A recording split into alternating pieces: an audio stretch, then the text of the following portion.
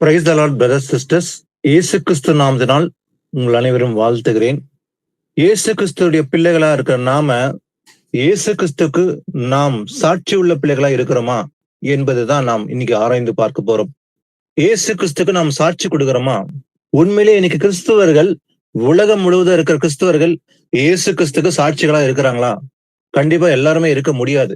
ஏன்னா வசனத்தை அறிந்தவன் அதை காத்து கொண்டு 30, 60, 100 பலன் கொடுக்கிறவனே கை கொண்டு நடக்கிறவன் மட்டும்தான் சாட்சி கொடுக்க முடியும்.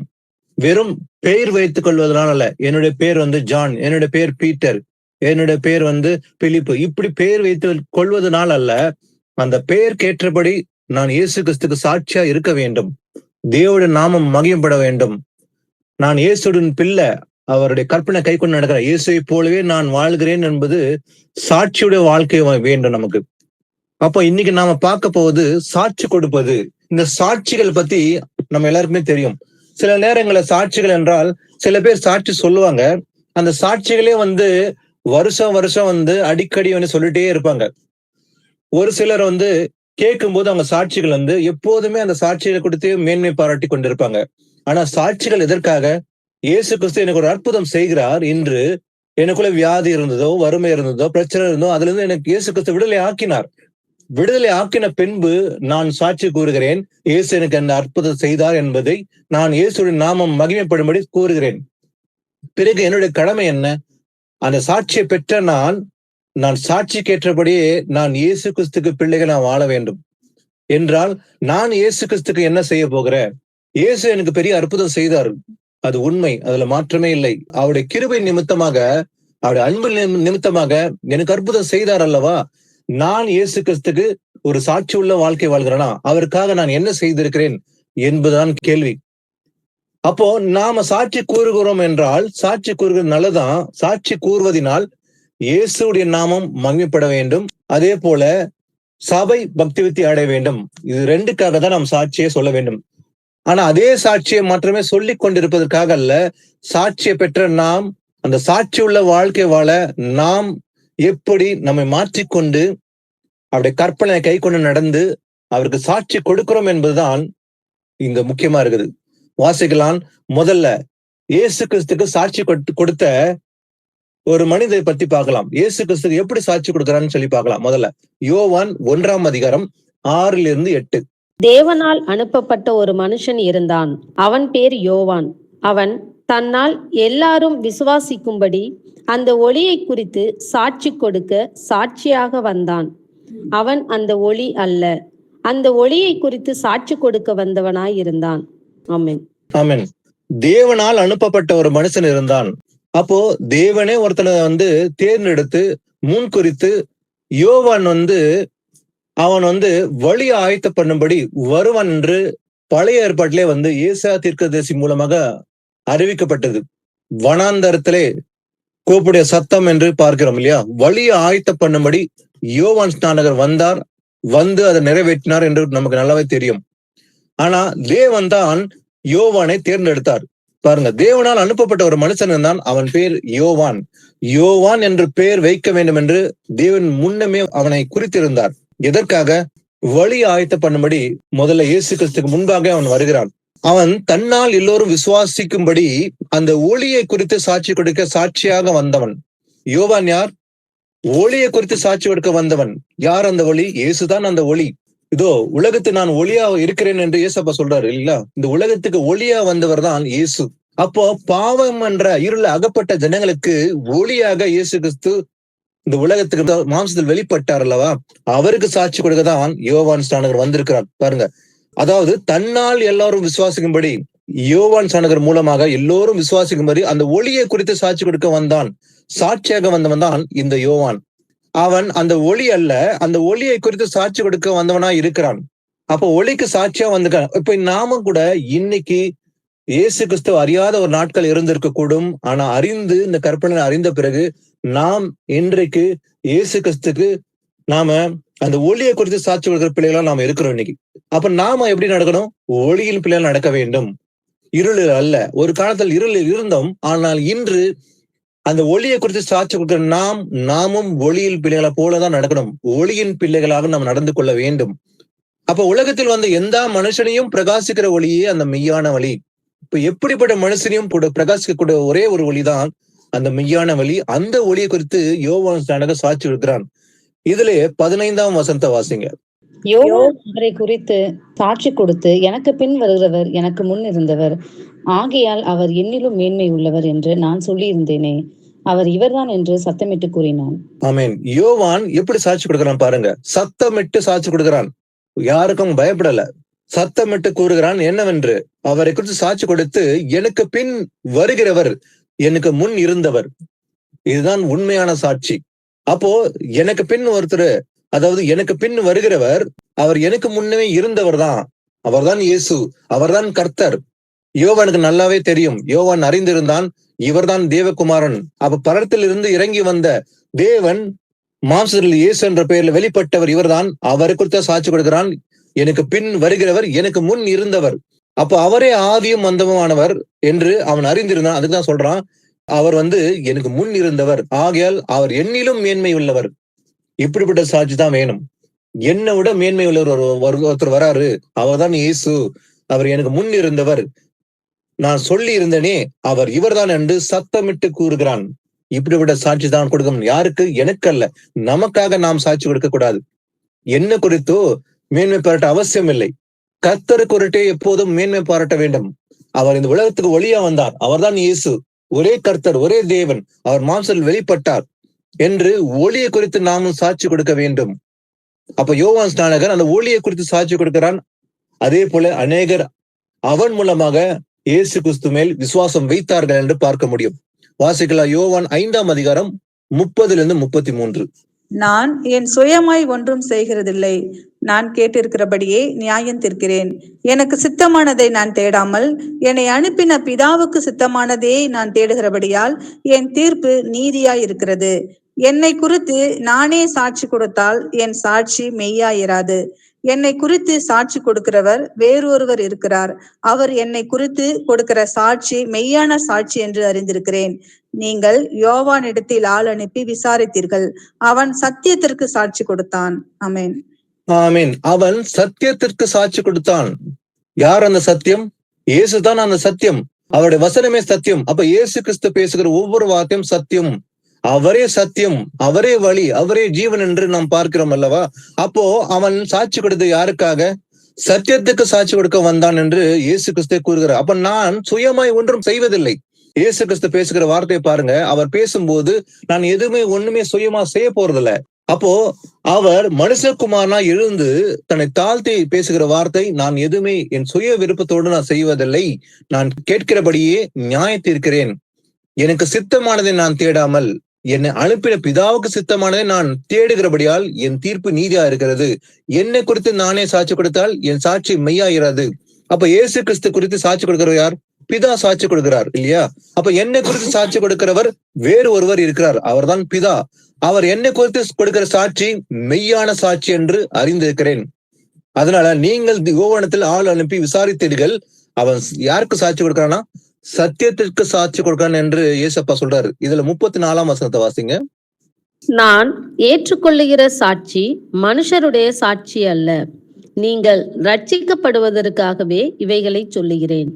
ஆமீன். இயேசப்பா சொல்றாரு, நான் ஏற்றுக்கொள்ளுகிற சாட்சி மனுஷருடைய சாட்சி அல்ல, நீங்கள் ரட்சிக்கப்படுவதற்காகவே இவைகளை சொல்லுகிறேன் என்று இயேசப்பா சொல்லுகிறார். அப்போ யோவான் ஸ்நானகர் இயேசு கிறிஸ்து குறித்து சத்தியத்துக்கு சாட்சி கொடுத்தான் என்று பார்க்கலாம். அவன் நல்லாவே அறிந்திருந்தான், இவர் சத்தியம் உள்ளவர், இவர்தான் தேவகுமாரன், படத்திலிருந்து இறங்கி வந்திருக்கிற இவர்தான் என்று அவரை குறித்து சாட்சி கொடுத்த யாரு? யோவான் ஸ்நானகர். ஆனா யோவானுடைய சாட்சியை பார்க்கிலும் ஒரு பெரிய சாட்சி உண்டு என்று இயேசப்பா சொல்றார். வாசிக்கலாம். யோவான் 5ஆம் அதிகாரம் 36ஆம் வசனம். யோவானுடைய சாட்சியை பார்க்கிலும் மேன்மையான சாட்சி எனக்கு உண்டு.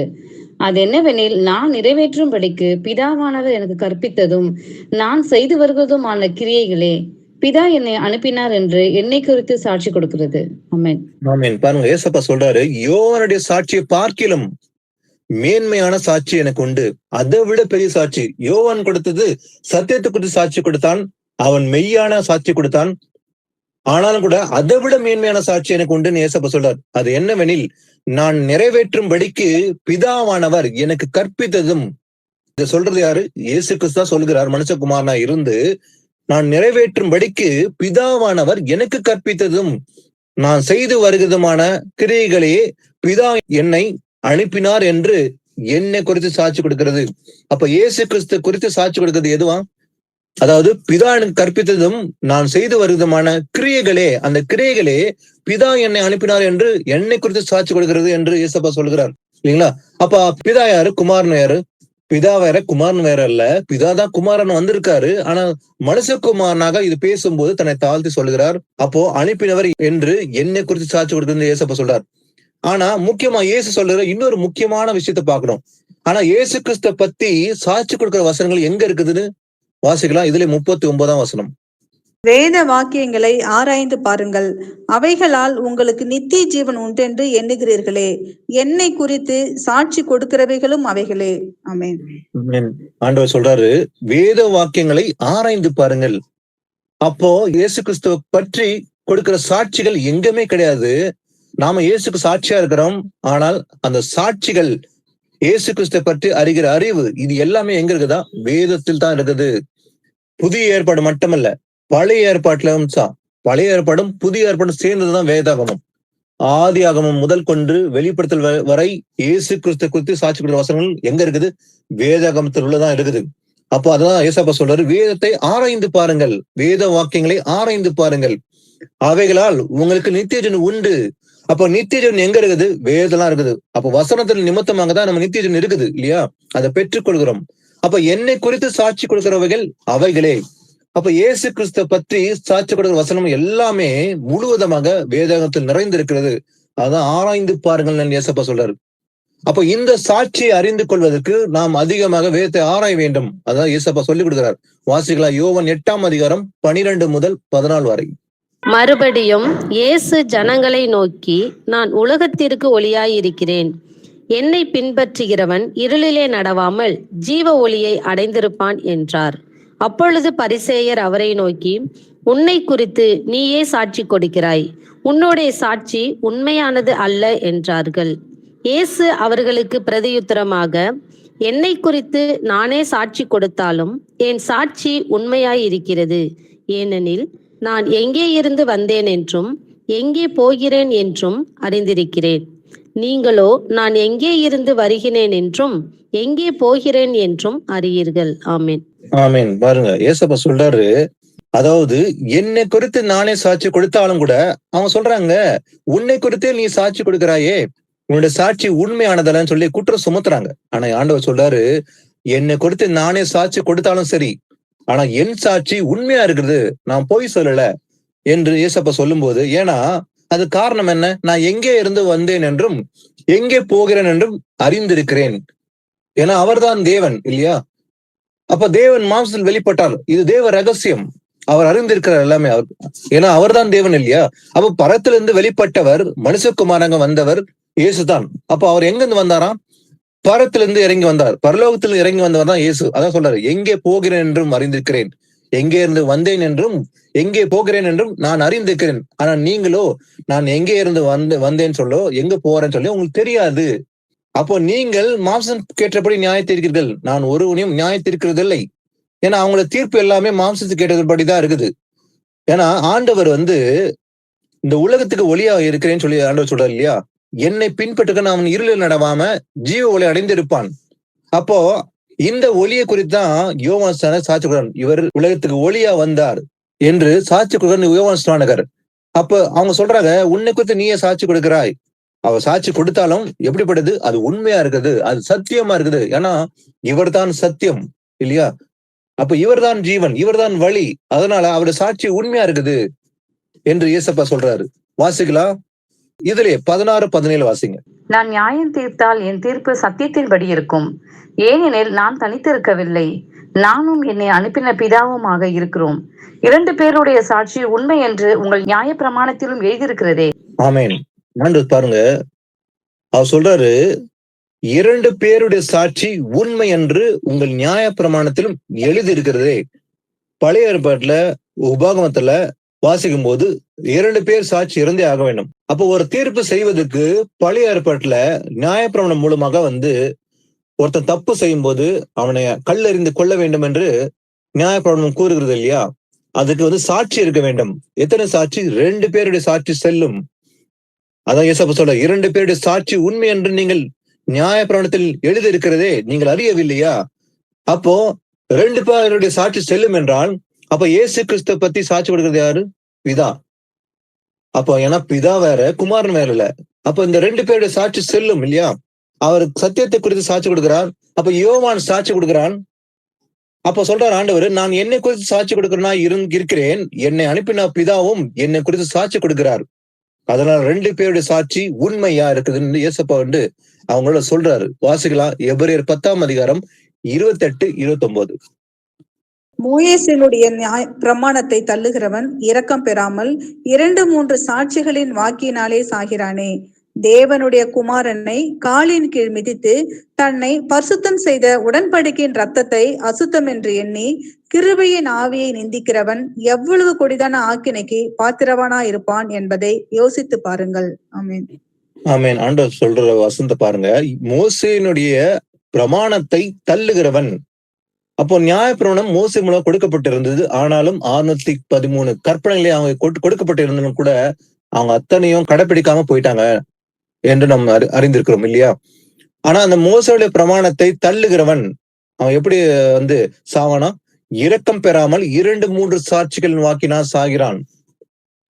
அப்போ 2-3 சாட்சினாலதான் அவன் கொல்லப்படுகிறான். எதனால? பிரமாணத்தை தள்ளுகிறவன் பழைய ஏற்பாட்டுல.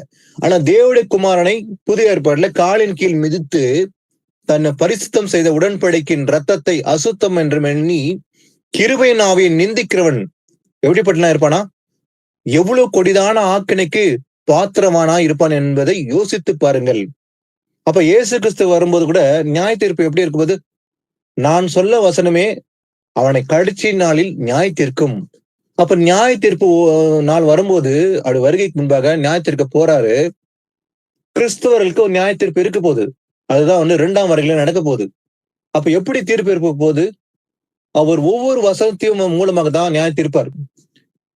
அப்போ நியாய தீர்ப்பு எல்லாமே அவர் சொன்ன வசனத்தின் நிமித்தமாகவே நியாய தீர்க்க போறாராம். அதான் சொல்றாரு, எவ்வளவு கொடிதான ஆக்கினைக்கு பாத்திரமான இருப்பான் என்று ஆண்டவர் எச்சரிக்கிற வார்த்தை பார்க்கிறோம்.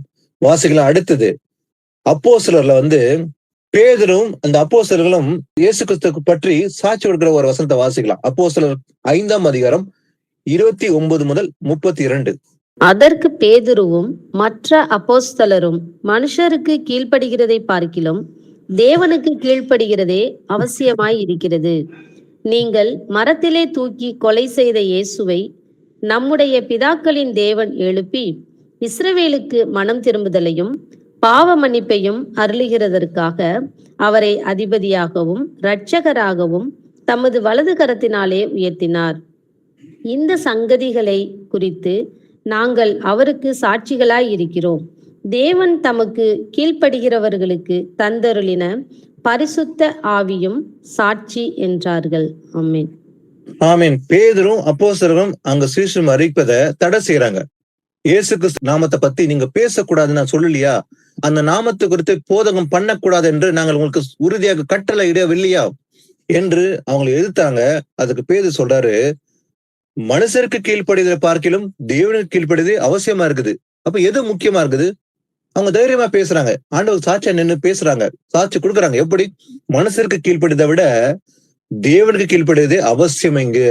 ஏன்னா நீங்கள் மரத்துல தூக்கி கொலை செய்த இயேசுவை நம்முடைய பிதாக்களின் தேவன் எழுப்பினார். அது மாத்திரமல்ல, இஸ்ரவேலுக்கு மனம் திரும்புதலையும் பாவ மன்னிப்பையும் அருளுகிறதுக்காக அவரை அதிபதியாகவும் இரட்சகராகவும் தமது வலது கரத்தில் உயர்த்தினார் அல்லவா என்று சாட்சி கொடுக்கிறாங்க. அப்போ இந்த சங்கதிகளை குறித்து நாங்கள் அவருக்கு சாட்சிகளா இருக்கிறோம் என்று பேதர் சொல்றார். இதுதான் நாம கொடுக்க போற சாட்சி இல்லையா? இன்னைக்கு நாம இப்படிப்பட்ட சாட்சி தான் கொடுக்க வேண்டும். இயேசு கிறிஸ்து பற்றி அவங்க சாட்சி கொடுக்குறாங்க. எதிர்ப்பு மத்தியில் எதிர்க்கிற மத்தியில் சாட்சி கொடுக்குறாங்க. எப்படி? இந்த சங்கதிகளை குறித்து நாங்கள் அவர் சாட்சிகளா இருக்கிறோம். அப்ப நாம இயேசு கிறிஸ்து சாட்சிகளா இருக்கிறோமா? இருந்தாம் நாமும் அதே போலதான் சாட்சி கொடுப்போம். ஏன்னா தேவன் தமக்கு கீழ்ப்படிதலுக்கு தந்தருளின பரிசுத்த ஆவியும் சாட்சி. அப்ப நமக்கு சாட்சியா இருக்குது யாரு? ஆவியானவர். யாருக்கு தந்தருள் வரா? கீழ்ப்படிதலுக்கு. தந்திருன. அப்போ நம்ம வசனத்துக்கு எல்லாவற்றையும் கீழ்ப்படிந்து நடந்தால் நமக்கு பெரிய பெரிய கிடைக்க போற பெரிய கிஃப்டா இருக்க போது எது? பெரிய ஈவு ஆவியானவர் தான் இல்லைங்களா? ஏன்னா கீழ்ப்படலுக்கு தந்திரன பரிசுத்த ஆவியும் சாட்சி என்றார்கள். அவங்க சாட்சியா இருந்தது பரிசுத்த ஆவிதான். நமக்கு சாட்சியா இருக்க போதும் பரிசுத்த ஆவிதான் என்று அவருக்கு சாட்சி கொடுத்தார்கள் என்று பார்க்கிறோம். வாசிக்கலாம். ஏசாயா 43:10 வாசிக்கலாம். நானே அவர் என்று நீங்கள் உணர்ந்து என்னை அறிந்து விசுவாசிக்கும்படிக்கு நீங்களும் நான் தெரிந்து கொண்ட என் தாசனும் எனக்கு சாட்சிகளாய் இருக்கிறீர்கள் என்று கர்த்தர் சொல்லுகிறார். எனக்கு முன் ஏற்பட்ட தேவன் இல்லை, எனக்கு பின் இருப்பதும் இல்லை. ஆமென். ஆமென். பாருங்க, ஆண்டவர் சொல்றாரு, இன்னைக்கு மாத்திரமல்ல, அன்றும் கூட அவ்வளவுதான். நானே அவர் என்று நீங்கள் உணர்ந்து என்னை அறிந்து விசுவாசிக்கும்படி, இந்த நானே அவர் என்று இயேசு கிறிஸ்து கூட புதிய ஏற்பாட்டுல சொல்றதை பாக்குறோம். அந்த மக்களோட தன்னை குறித்து வெளிப்படுத்தும் போது அவங்க உணராம இருந்தாங்க. நானே அவர் என்று நீங்கள் விசுவாசிக்காவிட்டால் உங்கள் பாவங்களை சாவீர்கள்.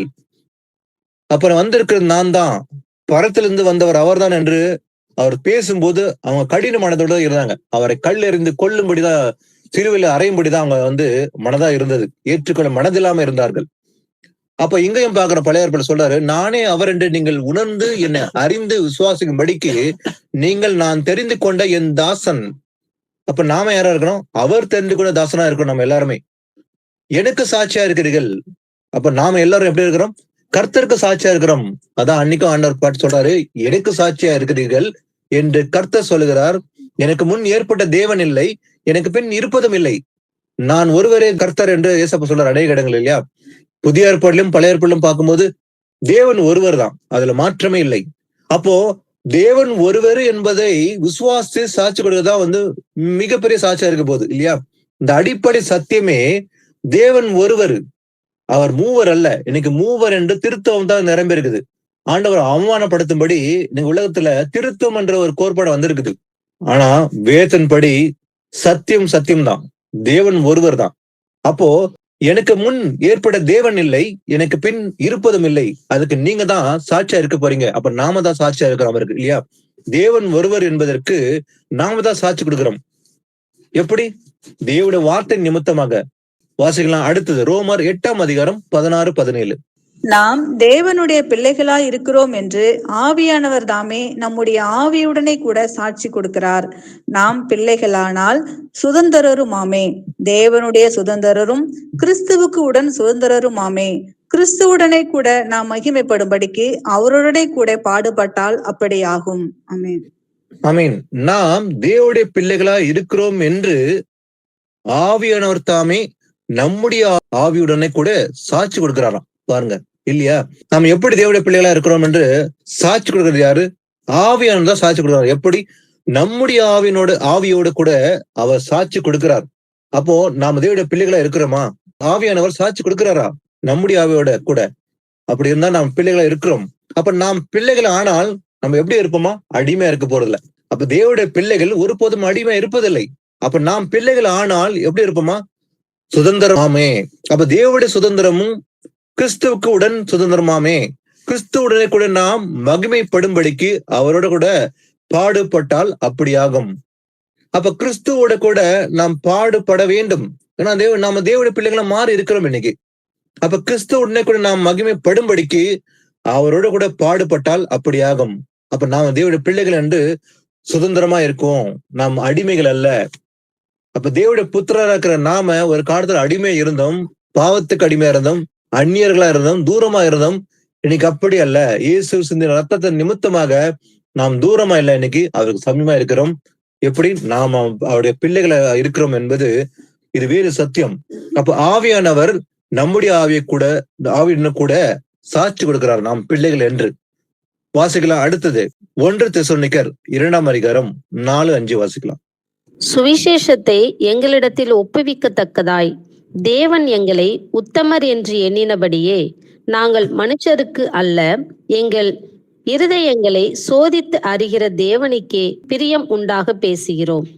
உங்களுக்கு தெரிந்திருக்கிறபடி நாங்கள் ஒரு காலம் இச்சகமான வசனங்களை சொல்லவும் இல்லை, பொருளாசை உள்ளவர்களாய் மாயம் பண்ணவும் இல்லை. தேவனே சாட்சி. ஆமென்.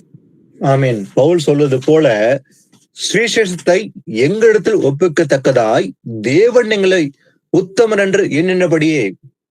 அப்போ எப்போ எங்களை பார்த்த ஆண்டவர் எங்களை உத்தமன் என்று எண்ணினாரோ, அப்போ நாங்கள் மனுஷருக்கு அல்ல, எங்கள் இருதயங்களை சோதிக்கிற தேவனுக்கே பிரியமுண்டாக பேசுகிறோம். நாம் பேசுகிறோமா? மனுஷனை திருப்திப்பட பேசுகிறோமா? இல்ல மனுஷனை மெச்சிக்கொள்ள பேசுகிறோம்? ஒருபோதும் நாமும் கூடாது. அப்ப பவுல் சொல்வது போல மனுஷனுக்கு பிரியம் உண்டாக நான் ஒருபோதும் பேசக்கூடாது. ஆனா இன்னைக்கு மனுஷனுக்கு பிரியம் உண்டாக தான் இன்னைக்கு சுவிசேஷம் இருக்குது. மனுஷன் மெச்சிக்கொள்ள வேண்டும், மனுஷன் கோஷிக்க கூடாது. இன்னைக்கு சபைகள் அதான் நடக்குது. பாவத்தை குறித்து கண்டித்து ஒருவரும் பேசுவதில்லை. இன்னைக்கு பேசுவது எல்லாம் ஆசீர்வாதம் மட்டும்தான். கொடுத்தால் ஆசீர்வாதம், கொடுக்காவிட்டால் சாபம் என்று ஒரே ஒரு சத்தியம் மட்டும் தான் இன்னைக்கு பேசுறாங்க. ஆனால் பாவத்தை குறித்து கண்டித்து ஒருபோதும் பேசுவதில்லை. அப்ப மனுஷன் திருப்திப்படுத்த ஒருபோதும் பேசக்கூடாது. அதான் பவுல் சொல்றாரு, நாங்கள் மனுஷனை அல்ல, எங்கள் இருதயங்களை சோதிக்கிற தேவனுக்கே பிரியம் உண்டாக பேசுகிறேன், அதனால தேவன் எனக்கு சாட்சி என்று பவுல் சொல்றாரு. அப்போ உங்களுக்கு தெரிந்திருக்கிறபடி நாங்கள் ஒரு காலமும் இச்சகமான வசனங்களை சொல்லவும் இல்லை. நாம ஒருபோதும் நாங்க இச்சகமான வசனம் ஒருபோதும் உங்களோட பேசினது கிடையாது. அதனால பொருளாசை உள்ளலாய் மாயம் பண்ணவும் இல்லை. நாங்கள் உத்தமனா ஆண்டவருக்கான ஊழியம் செய்யறோம் என்று சாட்சி கொடுக்கிறார். அப்போ யார் சாட்சியா இருக்கதான்? அதுக்கு தேவனே சாட்சியா இருக்கிறாரு என்று பவுல் கூறுவதை பார்க்கிறோம். இதுல 10ஆம் வசனத்தை வாசிங்க. இதுல அப்படி உங்களுக்குள்ளே நாங்கள் எவ்வளவு பரிசுத்தமும் நீதியும் பிழையின்மையுமாய் நடந்தோம் என்பதற்கு நீங்களும் சாட்சி, தேவனும் சாட்சி. ஆமென். அது மாத்திரமல்ல, பவுல் சொல்றாரு, நீங்களும் சாட்சி, தேவனும் சாட்சி. எந்த விஷயத்துல? விசுவாசிகள் ஆகிய உங்களுக்குள்ளே நாங்கள் எல்லா பரிசுத்தமும் நீதியும் பிழையின்மையுமாய் நடந்தோம் என்பதற்கு நீங்கள் தான் சாட்சி. நீங்கள் மாத்திரமல்ல, தேவனும் சாட்சி. அப்ப நாங்கள் ஒருபோதும் யாருக்கும் துரோகம் பண்ணல, நயவசனை போட பேசவில்லை, வஞ்சகம் பண்ணவும் இல்லை, பொருளாசையுள்ள நான் ஒருபோதும் மனுஷ திருப்திப்பட பேசவும் இல்லை. அப்போ எவ்வளவு பரிசுத்தமும் நீதியும் பிழையின்மையுமாய் நடந்தோம் என்பதற்கு நீங்கள் தான் சாட்சி, தேவனும் சாட்சியா இருக்கிறார். அப்படிப்பட்ட ஒரு சாட்சி உள்ள வாழ்க்கை தான் நாமும் இருக்க வேண்டும். ஒரு மனுஷன் பார்த்து நம்மளை மெச்சிக்கொள்ளணும், மனுஷனுக்காக பிரியம் உண்டாக நாம் ஒருபோதும் நடக்கக்கூடாது. வெளி அரங்கத்துல சில பேர் மனுஷனை மெச்சிக்கொள்ள வேண்டும், என்னை பார்த்து நல்லவன் என்று சொல்லணும் என்று மெச்சிக்கொள்வதற்காக அவங்க இருப்பாங்க. ஆனால் தேவன் சாட்சி கொடுக்கணும், இவன் என்னுடைய பிள்ளை, உத்தமன், உத்தமனும் சன்மார்க்கனும் நடக்கிறான். யோபு குறித்து ஆண்டவர் சாட்சி கொடுத்தாரு இல்லையா? தாவீதை குறித்து ஆண்டவர் சாட்சி கொடுத்தாரா? அப்படிப்பட்ட சாட்சி தான் நமக்கு இருக்க வேண்டும். வாசிக்கலாம், எபிரேயர் 2:4 வாசிக்கலாம். அடையாளங்களினாலும் அற்புதங்களினாலும் பலவிதமான பலத்த செய்கைகளினாலும் நம்முடைய சித்தத்தின்படி பகிர்ந்து கொடுத்த பரிசுத்தாவின் வரங்களினாலும் தேவன் தாமே சாட்சி கொடுத்ததுமாய் இருக்கிற இவ்வளவு பெரிதான ரட்சிப்பை குறித்து நாம் கவலையற்று இருப்போமானால் தண்டனைக்கு எப்படி தப்பித்துக் கொள்வோம்? ஆமேன். இவ்வளவு பெரிதான ரட்சிப்பை குறித்து நாம் கவலையற்று இருப்போமானால், ரட்சிப்பை குறித்து நாம் ஒருபோதும் அசட்டையா இருக்கக்கூடாது என்று வேதம் எச்சரிக்கிறது. ஏன்னா அடையாளங்களினாலும் அற்புதங்களினாலும் பலவிதமான பலத்த செய்களினாலும் தம்முடைய சித்தத்தின்படி பகிர்ந்து கொடுத்த பரிசுத்தாவின் வரங்களினாலும் தேவன் தாமே சாட்சி கொடுத்ததுமாயிருக்கிற இவ்வளவு பெரிதான ரட்சிப்பு, இதை விட பெருசு எது வேணும் இல்லைங்களா? அப்ப இவ்வளவு பெரிய கிஃப்ட், இந்த ரட்சிப்பை குறித்து தேவன் தாமே சாட்சி கொடுத்ததுமா இருக்கிற இவ்வளவு பெரிதான ரட்சிப்பை குறித்து நாம் கவலையற்று இருப்போமானால், அதை பொறுத்து நம்ம அசட்டை பண்ணிவிட்டு ரட்சிப்பை குறித்து அசட்டையா இருந்தோமானால் தண்டனைக்கு எப்படி தப்பிக்கொள்ள முடியாது. அதனால ரட்சிப்பை குறித்து ஒருபோதும் நம்ம அசட்டை பண்ணக்கூடாது என்று தேவனுடைய வார்த்தை கூறுகிறது. ஆனா இந்த மனுஷருக்குள்ள இருக்கிற பாவமே சாட்சி கொடுக்குமா? வாசிக்கலாம், ஏசாயா 59:12 வாசிக்கலாம். எங்கள் மீறுதல்கள் உமக்கு முன்பாக மிகுதியாய் இருந்தது, எங்கள் பாவங்கள் எங்களுக்கு விரோதமாய் சாட்சி சொல்லுகிறது, எங்கள் மீறுதல்கள் எங்களோட கூட இருக்கிறது, எங்கள் அக்கிரமங்களை அறிந்திருக்கிறோம். ஆமீன். பாருங்க, எது சாட்சி கொடுக்கறதா? அவங்க சொல்றாங்க, எங்கள் மீறுதல்கள் உமக்கு முன்பாக மிகுதியா இருக்கிறது. அப்போ அந்த ஜனங்களுடைய மீறுதல்கள் எப்படி இருந்தா? அதிகமா இருந்தது. அதாவது ஆண்டவர் சில நேரங்களை பாத்தீங்கன்னாக்கா, பழைய ஏற்பாட்டு காலத்துல நீங்கள் என்னுடைய சொந்த சம்பத்து, என்னுடைய சொந்த ஜனம் தான் சொல்றாரு. ஆனாலும் கூட அவங்க என்ன பண்ணாங்க? ஆண்டவருக்கு விரோதமாக முறுமுறுத்து சிலை வழிபாடு செஞ்சு தேவனை மறுதலித்து பாவத்தில் விழுந்து போனார்கள். அவங்களோட பாவம் மிகுதியா இருந்தது பார்க்க முடியும். சில நேரங்கள் ஆண்டவர் கண்டிக்கிறாரு, தண்டிக்கிறாரு, வனாந்தத்தில் விழுந்து போனார்கள் என்று பார்க்கிறோம். அப்போ அவங்க சொல்றாங்க, எங்களை மீறுதல்கள் உமக்கு முன்பாக எப்படி இருக்குதா? மிகுதியா இருந்தது, எங்கள் பாவங்கள் எங்களுக்கு விரோதமாக சாட்சி சொல்லுகிறது. அப்போ ஒரு மனுஷன் பாவம் செய்வானாகில் அந்த பாவமே அவங்க விரோதமாக சாட்சி சொல்லுமா? அதான் சொல்றாங்க, எங்கள் பாவங்கள் எங்களுக்கு விரோதமாக சாட்சி சொல்லுகிறது. இயேசு கிறிஸ்துடைய வருகையின் கூட நாளைக்கு நியாய தீர்ப்பு நடக்கும்போது கூட ஒருவர் மறைக்க முடியாது இல்லையா? நான் செய்யவே இல்லை என்று ஒருவர் சொல்லக்கூடாது. ஏன்னா அவனுடைய பாவங்களே அவங்களுக்கு விரோதமா சாட்சி கொடுக்குமா. அப்ப பாவம் செய்யல, நான் நல்லவன் தான் அப்படின்னு யாருன்னா நீதிமான் போல நடிக்க முடியுமா? ஒருபோதும் முடியாது. ஏன்னா அவங்க செய்த பாவங்களே அவங்க விரோதமா சாட்சி கொடுக்கும். அப்போ எங்கள் மீறுதல்கள் எங்களோட இருக்கிறது, எங்கள் அக்கிரமங்களே அறிந்திருக்கிறோம். அப்ப சாட்சி கொடுக்கிறது எது? பாவம். பாவம் செய்யறவன் ஒரு நாள் அந்த பாவமே அவனுக்கு விரோதமா சாட்சி கொடுக்குமா.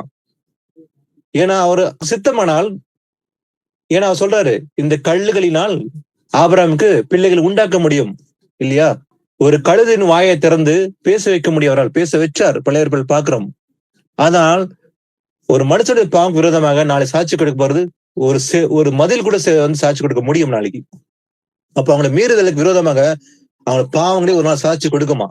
ஆனா ஆண்டவர் சில பேர் கேள்வி கேட்பாங்க, நான் இவ்வளவுதான் ஜெபிக்கிறேன், ஆண்டவர்கிட்ட விசுவாசமா நடந்துக்கிறேன், ஜெபிக்கிறேன், உபவாசம் பண்றேன், ஆனாலும் என் ஜெபம் கேட்கப்பட மாட்டாது. அதுக்கு காரணம் என்ன? இதுலயே வாசிக்கலாம், இதுலயே 1-2 வாசிக்கலாம்.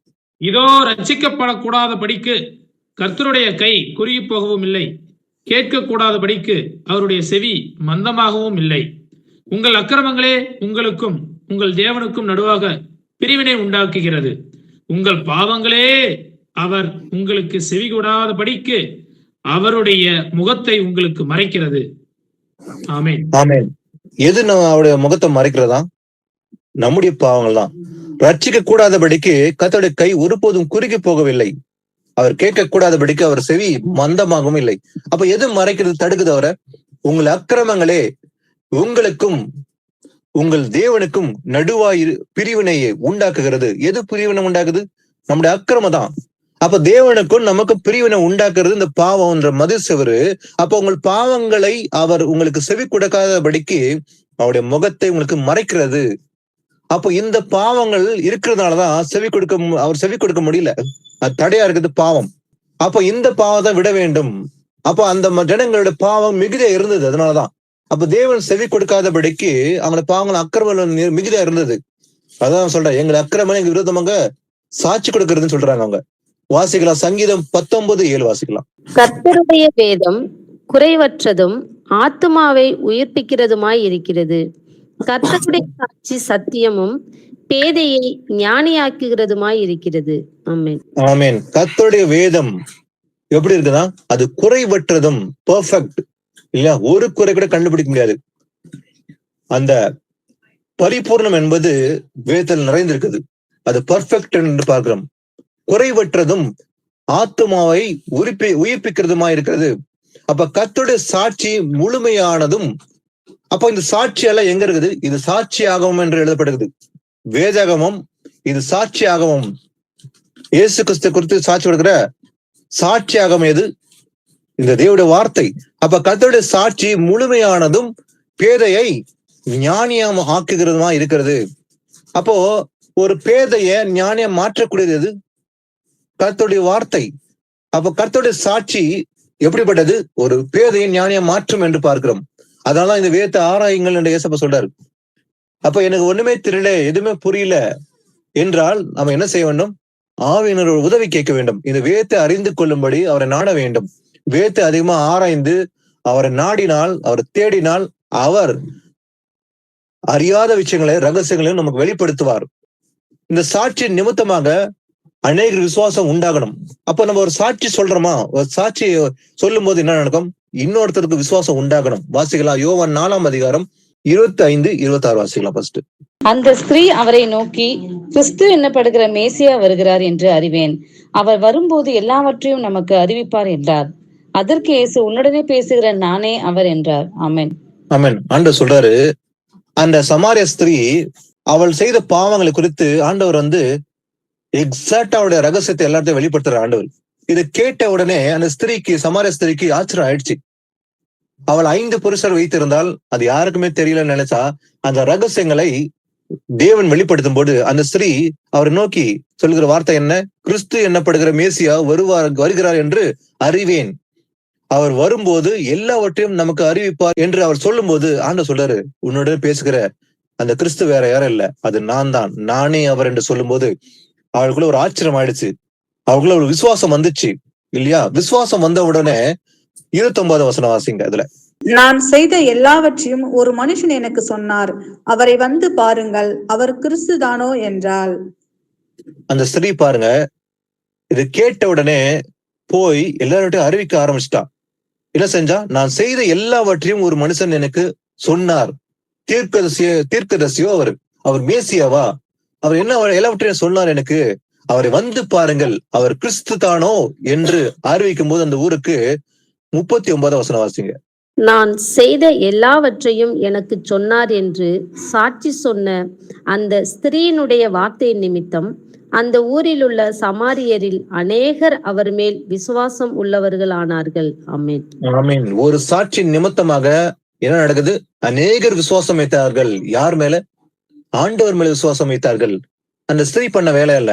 எல்லார்ட்டும் போயிட்டு என்னுடைய ரகசியங்களா ஒருத்தர் கரெக்டா அப்படி சொல்லிட்டாரு அப்படி சொல்லிட்டு அவரை வந்து பாருங்கள், இவர் மேசியா தானோ என்று சொல்லும் போது, நான் செய்த எல்லாவற்றையும் எனக்கு சொன்னார் என்று சாட்சி சொன்ன அந்த ஸ்திரீனுடைய வார்த்தை நிமித்தமாக அவர் உண்மையை சொன்னா. போயிட்டு அந்த ஊர்ல இருக்கிற எல்லாருக்கும் போயிட்டு நான் என்னுடைய ரகசியங்களை எல்லாவற்றையும் எனக்கு சொன்னார் என்று அவர் சாட்சி சொல்லும் போது ஸ்திரீ அங்க என்ன நடக்குது? அந்த ஊரில் சமாரியரில் அநேகர் என்ன நடந்தது? அவர் மேல் விசுவாசம் வைத்தார்கள். இயேசு கிறிஸ்து மேல் விசுவாசம் வைக்க ஆரம்பிச்சிட்டாங்க. இதுதான் சாட்சி. இப்படிப்பட்ட சாட்சி தான் தேவை. அப்ப நாம் சொல்லுகிற சாட்சி நிமித்தமாக அநேகர் விசுவாசம் உண்டாகுதான், சபை பக்தி அடையுதா, அதுதான் சாட்சி. இப்படிப்பட்ட சாட்சி தேவை. யாருக்கு சாட்சி சொல்றோம்? கர்த்தருக்கு சாட்சியா நிக்கிறோம். நம்ம கர்த்தர் எனக்கு அற்புதம் செய்தார், அவரை போர் யாரும் இல்லை, விடமிடாத பாவங்களை நான் இன்னைக்கு விட்டு விட்டேன், அதில் விடுதலையாக்கப்பட்டேன், எவ்வளவோ மருத்துவர்களை கண்டேன், ஆனால் ஒருவரும் என்னை குணப்படுத்த முடியல, ஆனா இயேசு எனக்கு சுகம் கொடுத்தார், இன்றைக்கு நான் விடுதலை ஆகிவிட்டேன் என்று சொல்லும் போது அந்த இடத்துல என்ன நடக்கும்? அநேகர்கள் விசுவாசம் வைப்பார்கள். அப்ப இயேசு கிறிஸ்து அற்புத தேவன், அவரால் எல்லாம் கூடும் என்பதை விசுவாசிக்க ஆரம்பிக்கிறாங்க அவங்களும். அப்ப அதே போலதான் இன்று கூட நாம் சொல்லுகிற சாட்சி நிமித்தமாக அநேகர் விசுவாசம் வைப்பார்கள். வாசிக்கலாம். யோவான் 2:25 வாசிக்கலாம். மனுஷர் உள்ளத்தில் இருப்பதை அவர் அறிந்திருந்தபடியால் மனுஷரை குறித்து ஒருவரும் அவருக்கு சாட்சி கொடுக்க வேண்டியதா இருக்கவில்லை. ஆமென். பாருங்க, மனுஷர் இருப்பதை அவர் அறிந்திருக்கிறபடியால், ஒரு மனுஷனுடைய சிந்தனைகளில் அவனுடைய என்ன இருக்குது என்று தேவன் அறிவார். நாவில் சொல் வருவதற்கு முன்பே நான் அவைகளை அறிந்திருக்கேன்னு சொல்லி ஆண்டவர் சொல்றாரு இல்லையா? நாம் என்ன பேச போகிறேன் என்பதை முன்னமே ஆண்டவர் நல்லாவே தெரியும். அடுத்த வார்த்தை நான் என்ன பேச போகிறேன், என்ன செய்ய போகிறேன், நம்முடைய நடவடிக்கை, நாங்க எங்க போறோம், இது எல்லாமே கர்த்தர் அறிந்திருக்கிறார். ஏன்னா அவர் சர்வ வல்லமையுள்ள கர்த்தர் அவர். ஏன்னா மனுஷரில் இருப்பதை அவர் அறிந்திருக்கிறதுனால மனுஷரை குறித்து ஒருவனும் அவருக்கு சாட்சி கொடுக்க வேண்டியதே இல்லை. ஒரு மனுஷனை பார்த்து இன்னொரு மனுஷன் சாட்சி கொடுக்க அவசியமா இல்லை. ஏன்னா அந்த மனுஷனுடைய இருதயங்கள் இருக்கிறது எல்லாமே அவர் அறிந்திருக்கிறாரா. அதை இன்னொரு மனுஷனை குறித்து ஒரு மனுஷன் சாட்சி கொடுக்க அவசியமே இல்லை என்று ஆண்டவர் சொல்லுகிறார். வாசிக்கலாம். அடுத்தது லூக்கா 12:8-9 வாசிக்கலாம். அன்றியும் நான் உங்களுக்கு சொல்லுகிறேன், மனுஷர் முன்பாக என்னை அறிக்கை பண்ணுகிறவன் எவனோ அவனை மனுஷகுமாரன் தேவதூதர் முன்பாக அறிக்கை பண்ணுவார். மனுஷர் முன்பாக என்னை மறுதலிக்கிறவன் தேவதூதர் முன்பாக மறுதலிக்கப்படுவான். ஆமென். நாம் எப்போதும் இயேசு கிறிஸ்துவை அறிக்கை பண்ணுகிறதா இருக்க வேண்டும். நாவினால் கர்த்தரை எப்போதும் அறிக்கை பண்ண வேண்டும். அறிக்கை செய்து இடத்துல விசுவாசித்தால் ரட்சிக்கப்படுவா என்ற வேதம் கூறுகிறது இல்லையா?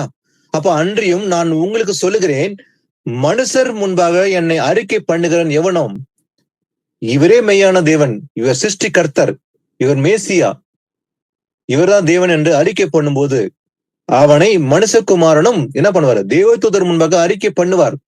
அப்ப கர்த்தரை எப்போதும் அறிக்கை பண்ணுகளா நாம இருக்க வேண்டும். ஒருபோதும் நாம் மறுதளிக்க கூடாது. எந்த சூழ்நிலையிலும் நமக்கு எதிர்ப்பு வரும்போது, எப்போது பரீட்சை உண்டு, நமக்கு எப்போது நமக்கு நெருக்கடி வருதோ, உபோத்தத நடுவில் நடக்கிறோமோ அப்போதான் பரீட்சை. உண்மையில நாம் இயேசு அறிக்கை பண்ணுகிறோமோ இல்லையா என்பது தேவன் அறிவார்.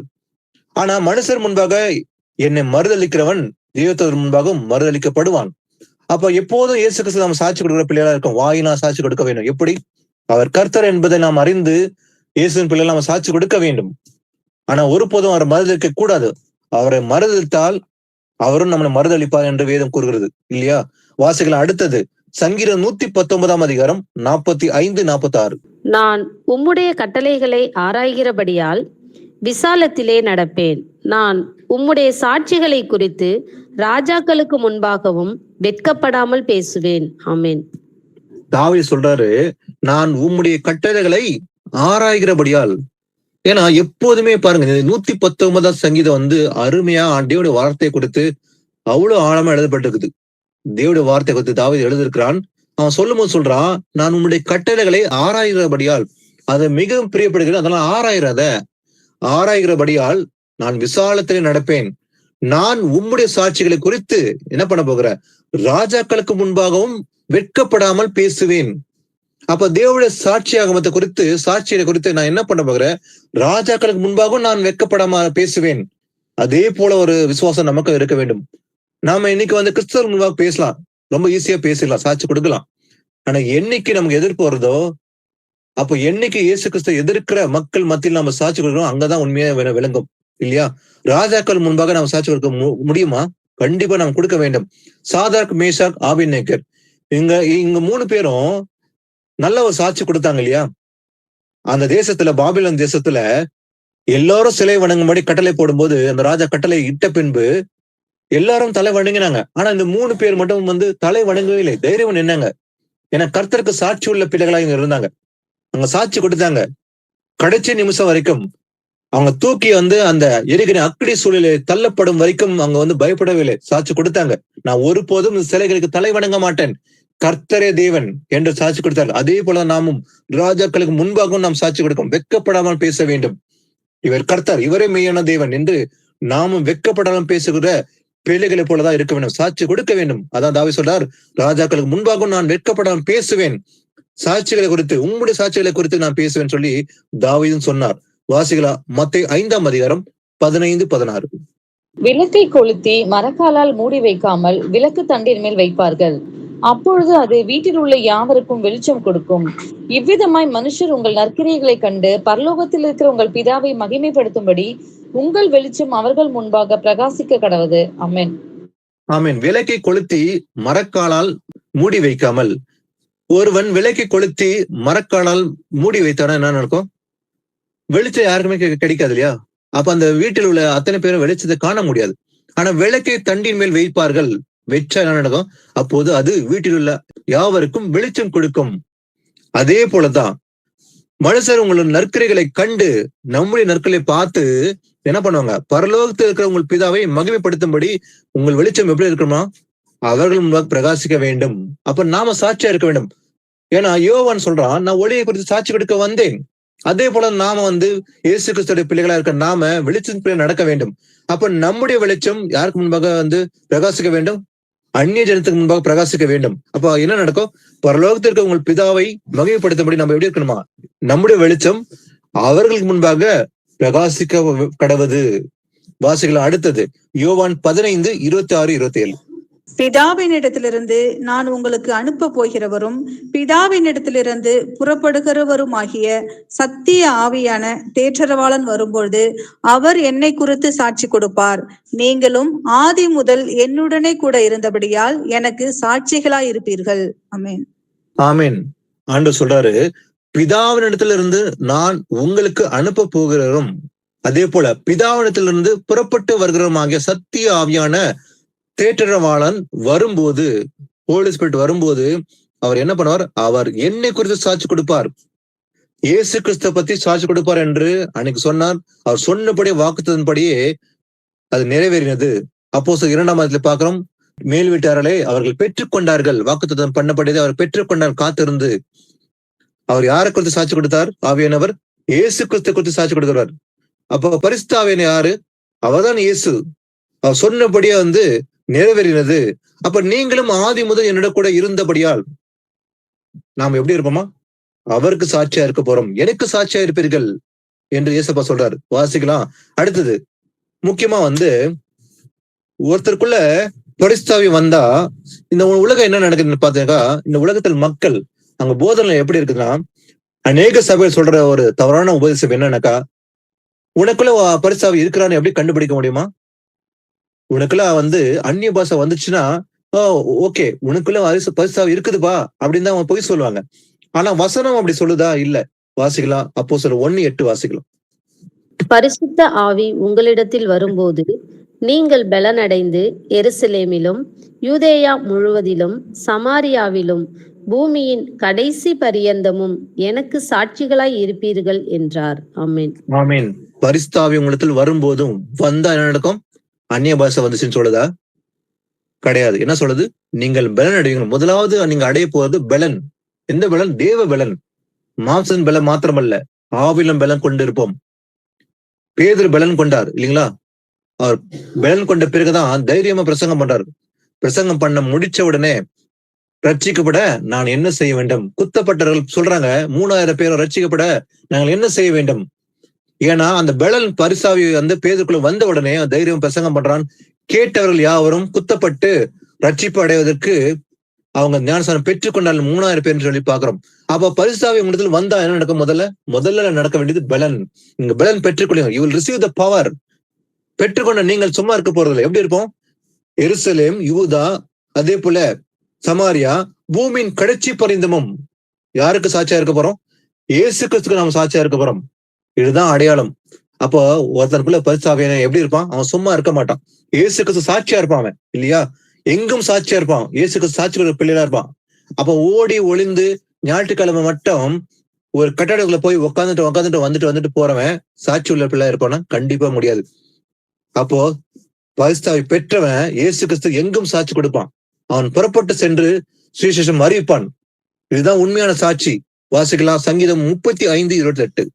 என் நாவு உமது நீதியையும் நாள் முழுவதும் உமது துதியையும் சொல்லிக் கொண்டிருக்கும். ஆமீன். தாவீது சொல்றான், என் நாவு உமது நீதியும், தேவன் நீதியும் நாள் முழுவதும், the whole day, உமது துதியையும் என்ன பண்ணுமா? சொல்லிக் கொண்டிருக்கும். அப்போ இந்த நாவுல நம்ம கர்த்தரை அறிக்கை பண்றோமா? சாட்சி கொடுக்கிறோமா? தாவீது சொல்றான், நாள் முழுவதும் செய்யறேன் நான் அதை. உமது துதியை பாடுவேன், சாட்சி கொடுக்கிறேன். நாவு மூலமாக, என் நாக்கு மூலமாக அவருடைய நீதியும் சரி, அதே போல அவரை துதிப்பதிலும் நாள் முழுவதும் நான் சொல்லிக்கொண்டே இருப்பேன் என்று அவன் சாட்சி சொல்றான். வாசிக்கலாம் 1 யோவான் 5:10-12. தேவனுடைய குமாரனிடத்தில் விசுவாசமாய் இருக்கிறவன் அந்த சாட்சியை தனக்குள்ளே கொண்டிருக்கிறான். தேவனை விசுவாசியாதவனோ தேவன் தம்முடைய குமாரனை குறித்து கொடுத்த சாட்சியை விசுவாசாததினால் அவரை பொய்யராக்குகிறான். தேவன் நமக்கு நித்திய ஜீவனை தந்திருக்கிறார். அந்த ஜீவன் அவருடைய குமாரனில் இருக்கிறதென்பதை அந்த சாட்சியாம். குமாரனை உடையவன் ஜீவனை உடையவன். தேவனுடைய குமாரன் இல்லாதவன் ஜீவன் இல்லாதவன். ஆமென். ஆமீன். தேவனுடைய குமாரனத்தில் இயேசு கிறிஸ்துவிடத்தில் விசுவாசமா இருக்கிறவன் அந்த சாட்சியை தனக்குள்ளே கொண்டிருக்கிறான். அப்ப யாரெல்லாம் இயேசு கிறிஸ்து உண்மையிலே விசுவாசிக்கிறாங்களோ எப்படி இருப்பானா? அந்த சாட்சி எப்படி இருப்பான்? தனக்குள்ளே கொண்டிருக்கிறான் அவன். அப்போ தேவனை விசுவாசியாதவன் எப்படி இருப்பானா? தேவன் தம்முடைய குமாரனை குறித்து கொடுத்த சாட்சியை விசுவாசியாததினால் அவரை பொய்யராக்கிறான். அப்ப யாரெல்லாம் அந்த விசுவாசிலையோ, இயேசு கிறிஸ்து விசுவாசிலையோ, இன்னைக்கு உலகத்துல பாத்தீங்கன்னாக்கா இயேசு கிறிஸ்து விசுவாசிக்க ஒரு கூட்டம் இருக்குது. திருத்துவம் வந்து விசுவாசிக்க மாட்டாங்க. அதே போல இன்னைக்கு யெகோவா விட்னஸ் அவங்க எல்லாம் வந்து அதாவது இயேசு கிறிஸ்து தேவன் என்று அறிக்கை பண்ண மாட்டாங்க. ஏன்னா தேவனுடைய குமாரனை குறித்து கொடுத்த சாட்சியை விசுவாசி ஆதினால் அவரை பொய்யராக்குறாங்க இவங்கள. அப்ப தேவன் நமக்கு நித்திய ஜீவனை தந்து இருக்கிறார் இல்லையா? அந்த ஜீவன் அவருடைய குமாரனில் இருக்கிறது என்பதே அந்த சாட்சியம். அதே போல குமாரன உடையவன் ஜீவன உடையவன். தேவனுடைய குமாரன் இல்லாதவன் ஜீவன் இல்லாதவன். அப்ப இயேசு கிறிஸ்து உடையவன் ஜீவனுடையவனா இருக்கணும். அவன் ஜீவனோட இருக்கிறான். ஆனா இயேசு கிறிஸ்து இல்லாதவன் அவன் ஜீவன் இல்லாதவன் தான் இருப்பான். அவன் மாம்சத்தில் இருந்தாலும் கூட அவனுக்குள்ள ஜீவன் இல்லைன்னு தான் வசனம் சொல்லுது. வாசிக்கலாம் மத்தேயு 10:17-20. மனுஷரை குறித்து எச்சரிக்கையாய் இருங்கள். அவர்கள் உங்களை ஆலோசனை சங்கங்களுக்கு ஒப்பு கொடுத்து தங்கள் ஜெப ஆலயங்களில் உங்களை வாரினால் அடிப்பார்கள். அவர்களுக்கும் புறஜாதியாருக்கும் சாட்சியாக என் நிமித்தம் அதிபதிகளுக்கு முன்பாகவும் ராஜாக்களுக்கு முன்பாகவும் கொண்டு போகப்படுவீர்கள். அவர்கள் உங்களை ஒப்பு கொடுக்கும் போது எப்படி பேசுவோம் என்றும் என்னத்தை பேசுவோம் என்றும் கவலைப்படாதிருங்கள். நீங்கள் பேச வேண்டுவது அந்நேரத்தில் உங்களுக்கு அருளப்படும். பேசுகிறவர்கள் நீங்கள் அல்ல, உங்கள் பிதாவின் ஆவியானவரே உங்களிலிருந்து பேசுகிறவர். ஆமென். ஆமென். மனுஷனை குறித்து எச்சரிக்கை இருங்கள். எந்த விஷயத்துல? அவர்கள் உங்களை ஆலோசனை சங்கத்துக்கு ஒப்பு கொடுத்து தங்கள் ஜெபங்களில் உங்களை வாரினால் அடிக்கும் போது இதுக்கு அன்னைக்கு நடந்தது, அநேக இடங்கள்ல நடந்தது இல்லையா? இயேசு கிறிஸ்துக்காக அநேகர் வாயிலில் அடிக்கப்பட்டு உயிரோடு கொளுத்தப்பட்டார்கள். 1260 வருஷ காலகட்டத்துல, அந்தி கிறிஸ்து காலத்துல, அவருடைய ஆளுகையில அநேகர் இயேசு கிறிஸ்துக்காக சாட்சி கொடுத்தாங்க. அவங்க சாட்சியாக மரித்தார்கள், தங்கள் ஜீவனை கொடுத்தார்கள், எதற்கும் பயப்படல. ஆனா அன்று நடந்தது போலவே இன்றும் நடந்து கொண்டுதான் இருக்குது. ஆலோசனை சங்கத்துக்கு ஒப்பு கொடுப்பாங்க, வாரினால் அடிப்பாங்க. அந்த இடத்துல பிடித்து கொண்டு ராஜாக்கள் நிற்கும் போது அங்க என்ன பேசுன்னு சொல்லி ஒருபோதும் கவலைப்படாதீங்கன்னு சொல்லி ஆண்டவர் சொல்றாரு. ஏன்னா அவர் உங்களை ஒப்பு கொடுக்கும் போது எப்படி பேசுவோம் என்று, எண்ணத்தை பேசுவோம் என்று கவலையே படாதீங்க நீங்க. நாம இயேசுக்கு சாட்சியா இருக்கிறதுனால ஒருபோதும் கவலைப்படக்கூடாது. ஏன்னா நீங்கள் பேச வேண்டியதை அந்நேரத்தில் உங்களுக்கு அருளப்படும். ஏன்னா பேசுகிறது நீங்க கிடையாது. ஏன்னா உங்கள் பிதாவின் ஆவியானவரை உங்களிலிருந்து பேசுவார். அப்ப நீங்க சாட்சி கொடுப்பீங்க. ஏன்னா உங்களுக்கு இருக்குது யாரு? ஆவியானவர் இல்லையா? அவர் சாட்சி கொடுப்பார். ஒருபோதும் கவலை கொள்ளாதீங்கன்னு சொல்லி ஆண்டவர் சொல்றாரு. ஆனா நம்ம சாட்சி கொடுக்கிறோம், நல்லது. ஆனா உபத்திரத்தின் மத்தியில சாட்சி கொடுக்கறதுதான் ரொம்ப முக்கியம். வாசிக்கலாம், அப்போஸ்தலர் 23:11. அன்று ராத்திரியிலே கர்த்தர் பவுலின் அருகே நின்று, பவுலே திடன் கொள், நீ என்னை குறித்து எருசலேமிலே சாட்சி கொடுத்தது போல ரோமாவிலும் சாட்சி கொடுக்க வேண்டும் என்றார். ஆமென். பவுல் அநேக பட்டணங்களுக்கு சுவிசேஷம் அறிக்கும் போது அவர் அநேக இடங்கள் உபத்திரப்படுகிறார். ஆனா அது குறித்து ஒருபோதும் அவர் கவலையே படல. அதை மேன்மையாக எண்ணினான். அதுல நான் பெருமை பாராட்டுகிறேன். எதை குறித்து? என் உபத்திரத்துல மேன்மை பாட்டுன்னு சொல்லி பவுல் சொல்றாரு. ஆனா அவன் அநேக இடங்கள் சாட்சி கொடுக்குறான். ஒரு நாள் ஆண்டவர் அந்த ராத்திரில பவுலுக்கு தரிசனமாகி சொல்றாரு, பவுல் திடன் கொள், பயப்படாத, நீ என்னை குறித்து எருசலேமில் சாட்சி கொடுத்த இல்லையா? அதே போல நீ மறுபடியும் ரோமாவிலும் சாட்சி கொடுக்க வேண்டும். அப்ப சாட்சி கொடுக்க வேண்டும் என்பது தேவனுடைய சித்தமா இருக்குது இல்லையா? இன்னைக்கு கூட அவ்வளவுதான். பவுலுக்கு மாத்திரமல்ல, நம்ம அத்தனை பேரும் கர்த்தருக்கு சாட்சி கொடுக்க வேண்டும் என தேவனுடைய சித்தம், அவர் விரும்புகிறார். அதான் பவுல் சொல்றார், நீ எருசலேமில் சாட்சி கொடுத்த அதே போலதான் நீ ரோமாபுரியிலும் சாட்சி கொடுக்க வேண்டும் எனக்காக. எழுந்து புறப்பட்டு செல்லு, நான் உன்னுடனே கூட இருக்கிறேன்னு சொல்லி பவுல் அந்த இடன்படுத்தி ஆண்டவர் அனுப்புறார். அப்ப பவுல் எல்லா இடங்களையும் ஆண்டவருக்கு சாட்சி கொடுத்தார் இல்லையா?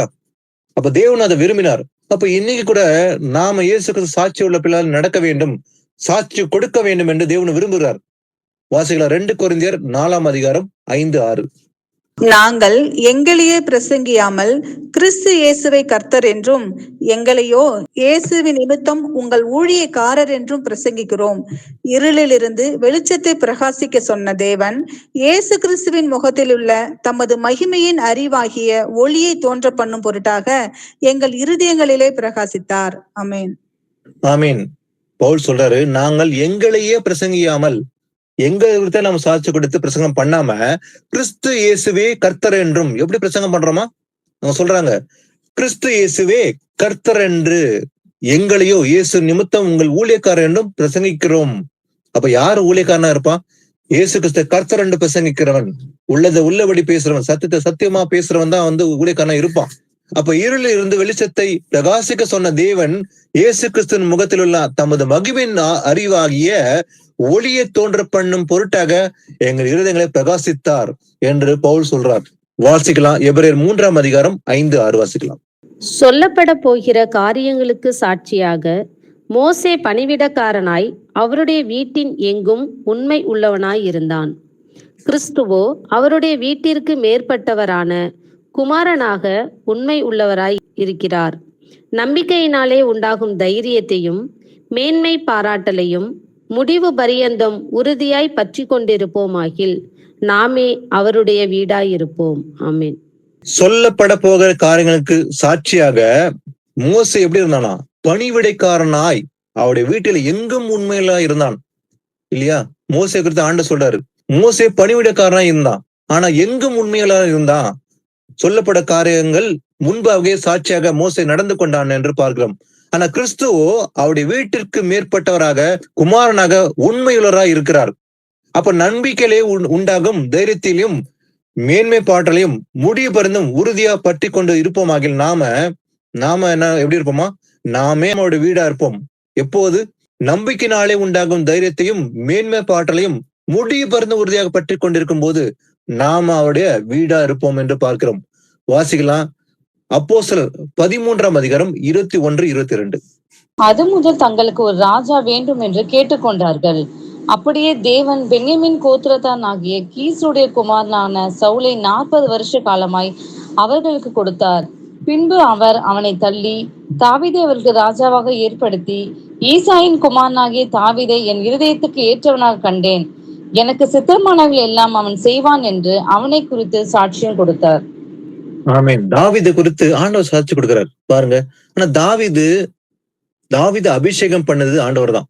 சவுலை தள்ளி விட்டு ஆண்டவர் தாவீது அபிஷேகம் பண்ணார். ஏன்னா சவுல் தேவனுடைய சித்தத்தை மீறி நடந்து தன் வழிகளிலே அவன் தாறுமாற நடந்து கொண்டான். அதனால அவனை தள்ளிட்டு ஆண்டவர் தாவீதை ராஜாவாக ஏற்படுத்தி என்ன பண்றாரு? அவர் சொல்றாரு, ஆண்டவர் என் இதயத்துக்கு ஏற்றவனாக கண்டேன் தாவீதை, ஏன்னா எனக்கு சித்தமானது எல்லாம் அவன் செய்வான் என்று அவனை குறித்து சாட்சி கொடுத்தார் ஆண்டவர் தாவீதை. இப்ப நம்ம குறித்து ஆண்டவர் சாட்சி கொடுக்க முடியுமா? நாம் நடந்து கொண்டால் மட்டுமே. ஏன்னா தாவீது தேவனுக்கு சித்தத்தை படி அறிந்து அந்த சித்தத்தை செய்கிறவனா இருந்தான்.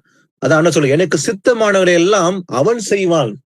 அவன் ஒவ்வொரு காரியமும் கர்த்தரை விசாரித்து அவர் சித்தத்தை அறிந்து அவன் சுயமா செய்யாம தேவனுடைய சித்தத்தை அறிந்து எல்லாவற்றையும் தேவனுடைய காரியம் எல்லாவற்றையும் நிறைவேற்றி முடித்தான் என்று பார்க்கிறோம்.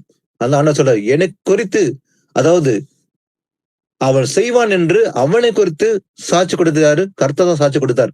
அதே போல பழைய ஏற்பாட்டுல இன்னொரு மனுஷனை பற்றி ஆண்டவர் சாட்சி கொடுக்கிறார். வாசிக்கலாம், யோபு 1:8 வாசிக்கலாம். கர்த்தர் சாத்தானை நோக்கி, என் தாசனாகிய யோபின் மேல் கவனம் வைத்தாயோ? உத்தமனும் சன்மார்க்கனும் தேவனுக்கு பயந்து பொல்லாப்புக்கு விலகுகிறவனும் ஆகிய அவனைப் போல பூமியில் ஒருவனும் இல்லை என்றார். ஆமீன். அவனைப் போல ஒருவனும் இல்லை பூமியிலே. எப்படிப்பட்டவனா? உத்தமன், சன்மார்க்கன், அவன் தேவனுக்கு பயப்படுறவன், பொல்லாப்புக்கு விலகுகிறவனா இருக்கிறான் அவன் என்று கர்த்தர் சொல்றாரு. யாருக்கிட்ட? சாத்தான் முன்பாக.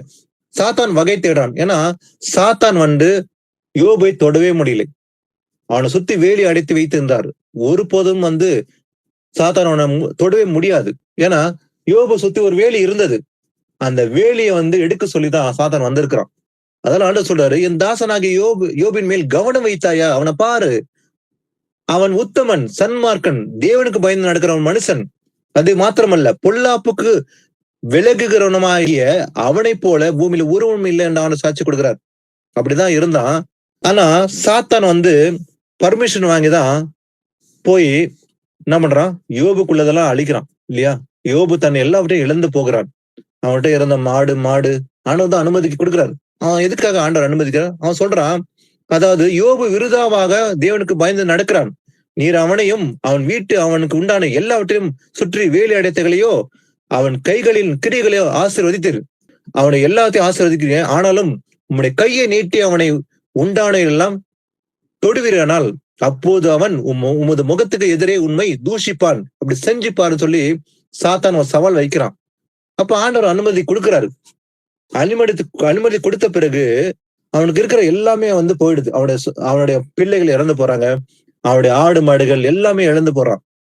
பிறகு மறுபடியும் ஆண்டவர் ஒரு வார்த்தை சொல்றாரு. வாசிக்கலாம், யோபு 2ஆம் அதிகாரம் 3-5 வாசிங்க. அப்பொழுது கர்த்தர் சாத்தானை நோக்கி, நீ என் தாசனாகிய யோபுவின் மேல் கவனம் வைத்தாயோ? உத்தமனும் சன்மார்க்கனும் தேவனுக்கு பயந்து பொல்லாப்புக்கு விலகுகிறவனுமான மனுஷனாகிய அவனைப் போல பூமியில் ஒருவனும் இல்லை. முகாந்தரம் இல்லாமல் அவனை நிர்மூலமாக்கும்படி நீ என்னை ஏவின போதிலும் அவன் இன்னும் தன் உத்தமத்திலே உறுதியாய் நிற்கிறான் என்றார். சாத்தான் கர்த்தருக்கு பிரதியுத்தரமாக தோளுக்கு பதிலாக தோளையும் தன் ஜீவனுக்கு பதிலாக தனக்கு உண்டான எல்லாவற்றையும் மனுஷன் கொடுத்து விடுவான். ஆனாலும் நீர் உம்முடைய கையை நீட்டி அவன் எலும்பையும் அவன் மாம்சத்தையும் தொடுவீரானால் அப்பொழுது அவன் உமது முகத்துக்கு எதிரே உம்மை தூசிக்கானோ பாரும் என்றான். ஆமென். அதெல்லாம் இழந்து விட்டு பிறகு என்ன பண்ற? ஆண்டவர் சொல்றாரு, நீ என் தாசனாகிய யோபின் மேல் கவனம் வைத்தாயோ? பாரு, இப்பவும் கூட எப்படி இருக்கிறான்? அவன் உத்தமன் சன்மார்க்கனா இருக்கிறான். தேவனுக்கு பயந்து பொல்லாப்புக்கு விலகுனா இருக்கிறான். அதே போல அவனை நிர்மூலமாக்கும்படி நீ என்னை ஏவின போதிலும் கூட அவன் இன்னும் தன் உத்தமத்திலே எப்படி இருக்கான்? உறுதியா நிற்கிறான். அவனை நிர்மூலமாக்கும்படி நீ என்னை ஏவின, ஆனாலும் எப்படி இருக்கான்? அவன் இன்னும் கூட தன் உத்தமத்தை உறுதியா இருக்கிறான். அப்படி சொல்லும் போது மறுபடியும் என்ன பண்றான்? சாத்தான் மறுபடியும் அவன் தோளுக்கு மேல கை வை, அப்படி சொல்லும் போது பிறகு அவன் என்ன பண்றான், அவன் தோல்ல எல்லாம் பருவம் வந்துருது. பிறகு அந்த 9-10 மட்டும் வாசிங்க. அப்பொழுது மனைவி என்னை பார்த்து, நீர் இன்னும் உம்முடைய உத்தமத்தில் உறுதியாய் நிற்கிறீரோ? தேவனை தூஷித்து ஜீவனை விடும் என்றாள். அதற்கு அவன், நீ பைத்தியக்காரி பேசுகிறது போல பேசுகிறாய். தேவன் கையிலே நன்மையை பெற்ற நாம் தீமையையும் பெற வேண்டாமோ என்றான்.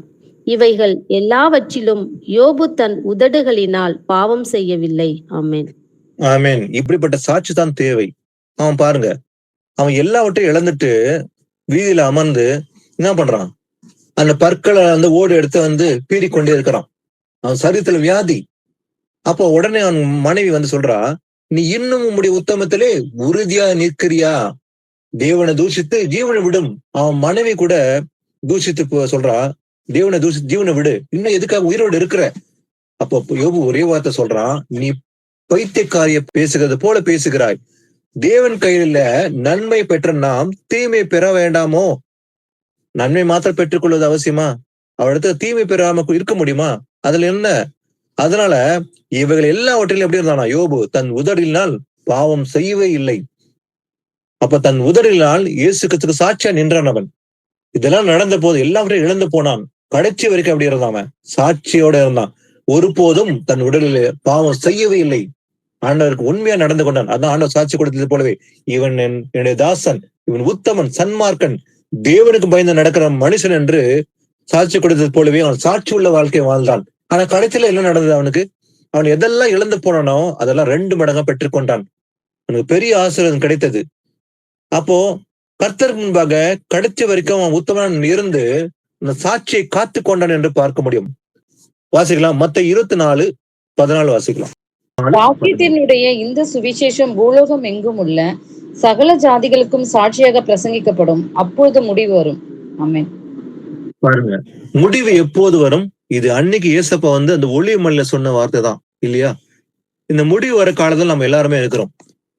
அப்போ இந்த ராஜ்யத்தினுடைய இந்த சுவிசேஷம், கிங்டம் ஆஃப் காட், அதை பத்தியுடைய அந்த சுவிசேஷம் பூலோகம் எங்கும் உள்ள சகல ஜாதிகளுக்கும் சாட்சியாக பிரசங்கிக்கப்படும். சாட்சியாக பிரசங்கிக்கப்பட்டு கொண்டுதான் இருக்குது. இன்னைக்கு தேவோட ராஜ்யத்தை குறித்து, அவருடைய வருகை குறித்தும் அந்த அடையாளங்கள், அந்த மாதம், அந்த வருடம், காலகட்டம், இது எல்லாமே சாட்சியாக இன்னைக்கு பிரசங்கிக்கப்பட்டுதான் வருகிறது. இதெல்லாம் முடிந்து பிரசங்கிக்கப்பட்ட பிறகு முடிவு வரப்போகிறது. அந்த முடிவு காலம் நம்ம எல்லாருமே இருக்குன்னு தெரியும். அப்ப இயேசு கிறிஸ்து குறித்த சாட்சி வசனங்கள், அவர் ராஜ்யத்தை குறித்த சாட்சி எல்லாமே இன்னைக்கு பிரசங்கம் கொண்டுதான் இருக்கிறாங்க. வாசிக்கலாம். யோவான் 18:36-37. இயேசு பிரதியுத்தரமாக, என் ராஜ்யம் இவ்வுலகத்திற்குரியதல்ல. என் ராஜ்யம் இவ்வுலகத்திற்குரியதானால் நான் யூதரிடத்தில் ஒப்பு கொடுக்கப்படாதபடிக்கு என் ஊழியக்காரர் போராடி இருப்பார்களே. இப்படி இருக்க என் ராஜ்யம் இவ்விடத்திற்குரியதல்ல என்றார். அப்பொழுது பிலாத்து அவரை நோக்கி, அப்படியானால் நீ ராஜாவோ என்றான். இயேசு பிரதியுத்தரமாக, நீர் சொல்லுகிறபடி நான் ராஜாதான். சத்தியத்தை குறித்து சாட்சி கொடுக்க நான் பிறந்தேன். இதற்காகவே இந்த உலகத்தில் வந்தேன். சத்தியவான் எவனும் என் சத்தம் கேட்கிறான் என்றார். ஆமென். ஆமென். பாருங்க, நீ ராஜாவோ, நீ யூதனா அப்படின்லாம் கேக்குறான் பிலாத்து. அப்ப ஏசப்பா சொல்றாரு, என் ராஜ்யம் உலகத்துக்குரியதல்ல. ஏன்னா அவருடைய ராஜ்யம் அன்னைக்கு இருக்க போல. ஏன்னா அன்னைக்கு பாவம் நிறைந்த உலகம். அப்ப பாவம் நிறைந்த ராஜ்யம் தான் இருந்தது அன்னைக்கு எல்லாமே. ஆனா அதே போல என் ராஜ்யம் உலகத்துக்குரிய ராஜ்யம் போல இருக்க போறதில்ல. ஏன்னா அவர் ராஜ்யம் வரப்போகிறது நம்ம எல்லாம் தெரியும் இல்லையா? இந்த பாவத்துக்கு ஒரு முடிவு வைத்து இந்த உலகத்துல ஒரு பெரிய பேரழிவு வந்த பிறகு 3ஆம் உலக போர் வரப்போகிறது. இதெல்லாம் பாவம் எல்லாம் நீக்கப்பட்டு அவர் ராஜ்யம் வரும்போது பாவம் இல்லாத ஒரு ராஜ்யம் வரப்போகிறது. இந்த உலகத்துக்கு ஒரு ராஜ்யம் போல இருக்கும்போது, அதான் ஏசப்பா சொல்றாரு அன்னைக்கு, என் ராஜ்யம் உலகத்துக்குரியதா இருக்க போறதில்ல. ஏன்னா என் ராஜ்யம் உலகத்துக்குரியதா இருந்தால் நான் யூதரிடத்து ஒப்பு கொடுக்கப்படாதபடிக்கு என் ஊழியக்காரர் என்ன பண்ணுவான்? போராடி இருப்பான். இப்படி இருக்க என் ராஜ்யம் இவ்விடத்துக்குரியது அல்ல என்று ஏசப்பா சொல்றாரு. சொல்லிட்டு சொல்றாரு. அப்ப பிலாத்து சொல்றான், அப்படியா நீ ராஜாவா? அப்ப ஏசப்பா சொல்றாரு, நீ சொல்லுகிறபடி நான் ராஜா தான். ஆனா ராஜ்யம் வரப்போகுது, ஆனா இப்போ கிடையாது. அப்போ ஏசப்பா சொல்றாரு ஒரு வார்த்தை, நான் சத்தியத்தை குறித்து சாட்சி கொடுக்க நான் பிறந்திருக்கிறேன். இதற்காகவே இந்த உலகத்துக்கு வந்தேன். அப்ப ஏசப்பா எதற்காக வந்தாரு?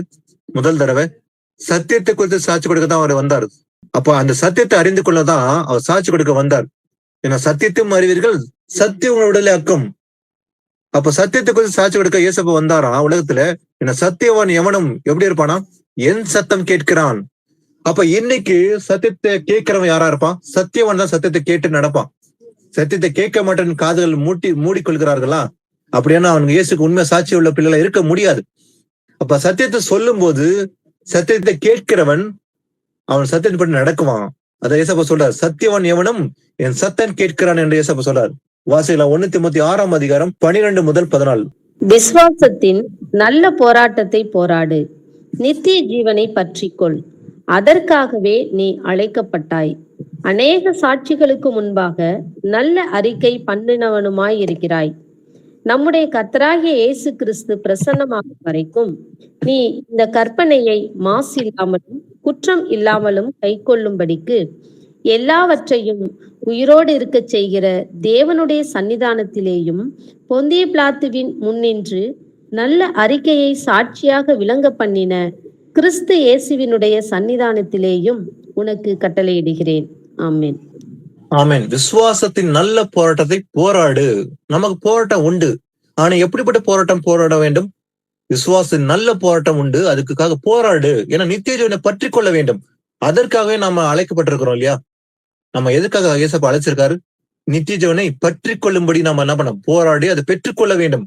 அநேக சாட்சிகளுக்கு முன்பாக நம்ம என்ன பண்ணுமா? நல்ல அறிக்கை பண்ணுகளா இருக்க வேண்டும். நல்ல அறிக்கை என்று எழுதிருக்குது.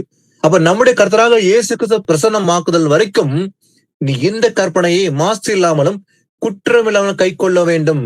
கை கொண்டும்படிக்கு எல்லாவற்றையும் உயிரோடு இருக்க செய்கிற தேவனுடைய சன்னிதானத்திலையும் பொந்தி பிலாத்துவின் முன்னின்று நல்ல அறிக்கையை சாட்சியாக விளங்க பண்ணின இயேசு கிறிஸ்து.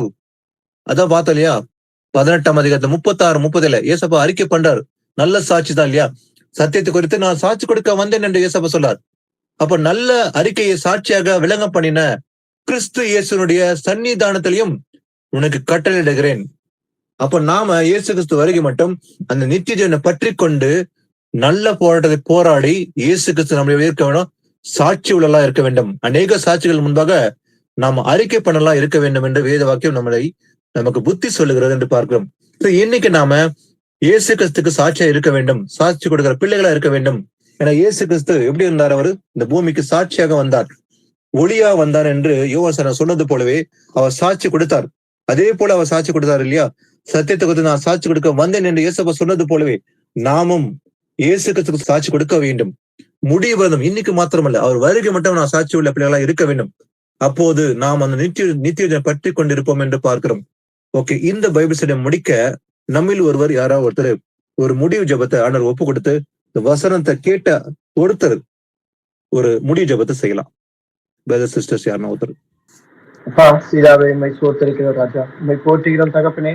அப்பா இவ்வளவு நேரம் சகோதரனை மறைத்து தகப்பனே, நீர் எங்களுக்கு சாட்சி கொடுத்த இந்த உலகத்துக்கு ஒளியாய் ஜீவனாய் வந்த என் தகப்பனே, உமக்கு நன்றி தகப்பனே. அப்பா உம்முடைய சத்தியத்தை நாங்கள் கேட்டு இதன்படி நாங்கள் நடந்து ஒவ்வொருவரும் இந்த சத்தியத்தின் கீழ்ப்படிந்து நடக்க தகப்பனே, இதிலே கலந்து கொண்ட சகோதர சகோதரிகளையும் சிறு குழந்தைகளையும் நீர் ஆசீர்வதிக்கும்படி உம்மிடத்திலே கேட்கிறோம் தகப்பனே.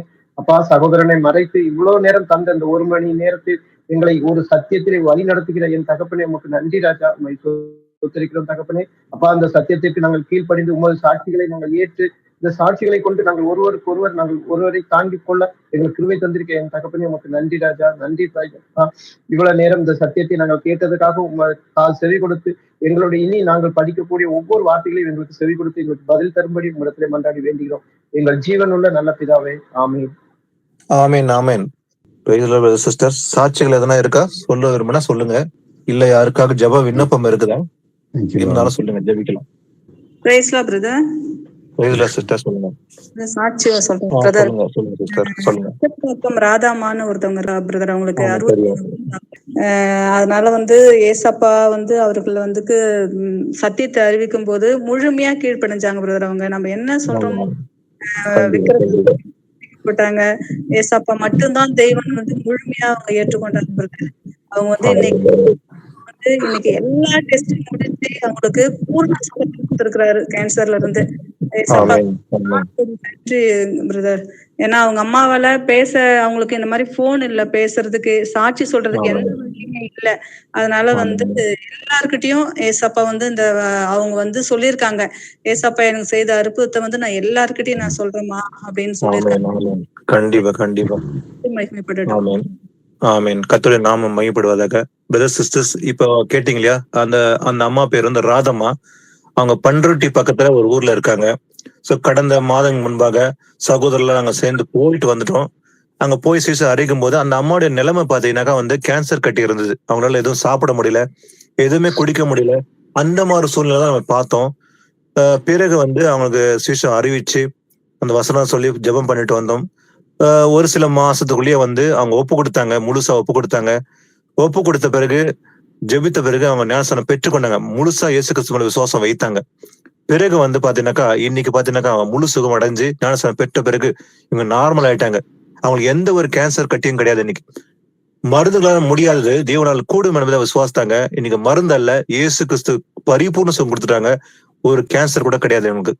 அந்த அளவுக்கு இயேசப்பா அந்த அம்மாவுக்கு அற்புதம் செஞ்சார் ஆண்டவர். சோ தேவனோட நாமம் மட்டும் மகிமைப்படுது. ஆமென். கர்த்தருக்கு நன்றி. ப்ரேயர் ரிக்வெஸ்ட் சாட்சிகள் எதுவும் இல்லைனாக்கா இதோட நம்ம இந்த முடிச்சுக்கலாம். Praise the Lord brother sister. Thank you.